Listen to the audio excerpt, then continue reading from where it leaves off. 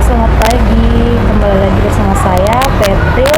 Pada kesempatan kali ini kita akan membahas tentang sebuah artikel dengan judul Analisis Joyful Learning dalam Peningkatan Kemampuan Berpikir Kritis Siswa. Nah, pendahuluannya yang pertama yaitu salah satu pendekatan yang dapat meningkatkan kemampuan berpikir kritis siswa adalah joyful learning. Joyful learning menciptakan pengalaman belajar yang menyenangkan dan interaktif, yang dapat meningkatkan keterlibatan siswa dan mendorong mereka untuk berpikir secara kritis. Nah, artikel ini akan menganalisis bagaimana joyful learning dapat berkontribusi pada peningkatan kemampuan berpikir kritis siswa. Nah, Joyful Logic DKK 2019 mendefinisikan bahwa presentasi belajar merupakan hasil dari pengukuran siswa yang meliputi faktor kognitif, afektif, dan psikomotor setelah mengikuti proses pembelajaran yang diukur menggunakan instrumen tes yang relevan.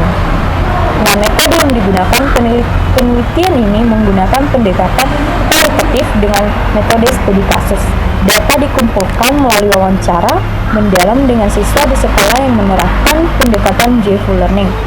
Nah, observasi kelas juga dilakukan untuk memahami dinamika pembelajaran dan interaksi siswa. Nah, data yang diperoleh dianalisis untuk mengidentifikasikan tema-tema utama yang berkaitan dengan pengaruh joyful learning terhadap kemampuan berpikir kritis siswa. Nah, hasil dan pembahasannya. Hasil ini menunjukkan bahwa penerapan joyful learning memiliki dampak positif terhadap kemampuan berpikir kritis siswa. Beberapa temuan utama yang meliputi yang pertama yaitu peningkatan keterlibatan siswa. Artinya, siswa yang terlibat dalam pembelajaran yang menyenangkan menunjukkan tingkat keterlibatan yang tinggi yang berkontribusi pada peningkatan pemahaman materi. Nah, kedua yaitu kemampuan analisis yang lebih baik.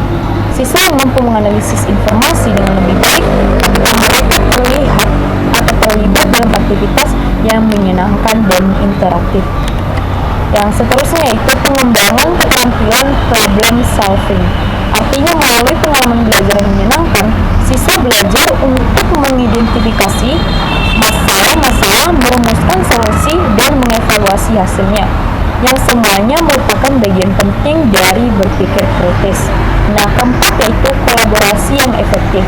Diskusi kelompok dan kerjasama antar siswa meningkatkan kemampuan mereka untuk mendengarkan berbagai perspektif dan mengembangkan argumen lebih kuat.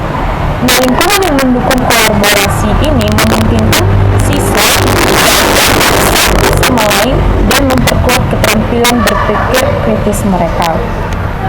Nah, meskipun banyak manfaat dari joyful learning, ada beberapa tantangan yang perlu diatasi seperti keterbatasan waktu dan kurikulum yang padat dan perspektif tradisional terhadap pendidikan.